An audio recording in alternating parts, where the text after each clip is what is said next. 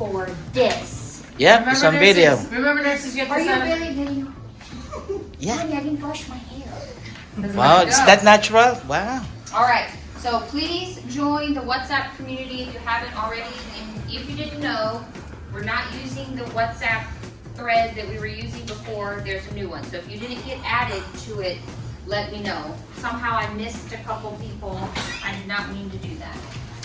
And then we do have new hires starting on the 22nd of September and October 6th. So we're gonna have some more new faces join our team, so be nice to them.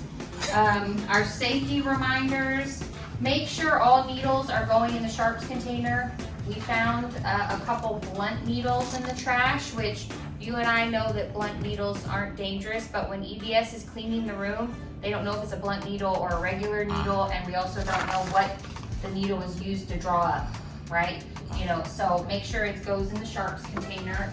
For ICU upgrades, the primary RN needs to accompany the patient upstairs and give bedside shift report.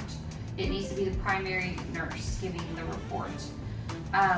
For unwitnessed falls, we always need to place a C-collar on the patient. So if we didn't witness the fall, don't move the patient until you put a C-collar on, and then use spine precautions and move the patient that way. Until we confirm that there is no neck injury, we need to put the C-collar on. This is the scoop stretcher, and I'm going to show you how to use it here in just a minute, but we'll do that in a second. Also, we need to make sure we only have one layer under the patient that we've added, right? So you're going to have the fitted sheet, and then you'll have the draw sheet, and then besides that, there should only be one layer.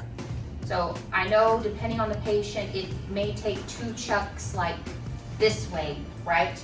But there's no reason to put two on top of each other because the bottom is waterproof. So that's not going to help anything. All that does is hold heat and moisture against the patient's skin and makes breakdown, because the beds have something built in, they're air mattresses, pretty much all of them, that help reduce breakdown, but if we're putting all these layers, then it doesn't work as well. And we should not be using briefs. A brief should only be used on a patient to ambulate, so they're not leaking, right? But while they're in the bed, a brief holds in moisture, prevents air from getting to the skin, and it can also lead to DTI injuries from the edge of the diaper, okay? If you need to hold the PureWick in place, mesh panties are more appropriate than a brief. For surgical wound vacs, I'm almost done, two more. Surgical wound vacs, if you get a patient that comes up from surgery with a wound vac, or say they just have a wound vac period, please review the chart and make sure there's an order for the wound vac, number one. And number two, there should be a wound care consult. So what we're finding is patients who go to general surgery and the surgeon puts on the wound vac, they're not getting the wound care consult in, so then wound care doesn't know to come and address the vac or change it or prep the patient for discharge if they're going home with it, so please double check that. For any admissions with POA pressure injuries, follow our normal process, right? We get the charge nurse, we enter a mitis, we consult wound care, but please also make sure the patient is on an air bed. So all of our beds pretty much are air beds, but there are some in the house that aren't. The way that you can tell it's an air bed is at the foot of the bed, it'll say Pro Air or Max Air, and then the frame of the bed also says air bed, it's like an orange sticker, but there's gonna be a handful that aren't. So if your patient has a pressure injury on admission, or they have a Braden of 18 or less, make sure that the bed they're on is an air bed. For all of my PCTs, make sure you have a white coin to do the tap and go. If you don't already have one, let me know, I'll get you one.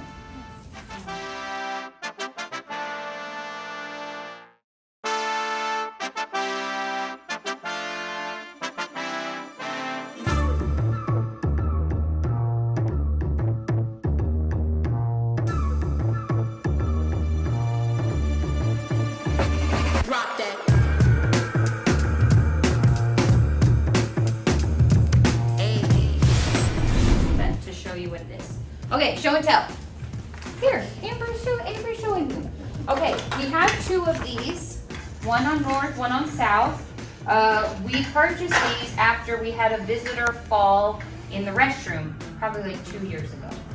And it was an unwitnessed fall, so we had to put a C-collar on the visitor, and then we had to get the visitor onto a stretcher, and they were in the restroom. They were actually in 334.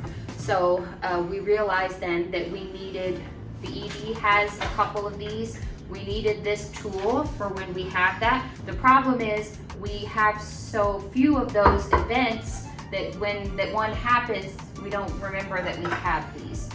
So this is called a scoop stretcher because it will scoop the patient up and then you can lift them. And so it's got 2 buttons here at the top that you press and it'll open up, and then you scoop underneath the patient. Obviously it's gonna be on the floor, right?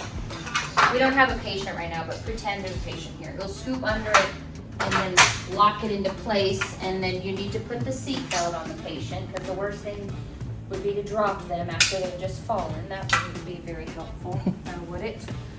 But yeah, strap them in like this, and then you can safely lift the patient onto the bed or the stretcher to go to the ED, whatever might be needed. Any questions? So this is where it's on south and north, and it's hanging on the wall by the crash cart behind the big black slide board. Okay, that's all I got. Guys, don't forget, nurses, you need to sign up for your EKG test that's coming up in October. Annual skills things open, so all those educations have dropped, so make sure you look at that because they're fun and we love it. And RQI is coming at the end of this month, so lots of fun education things to do. Otherwise, have a party, guys.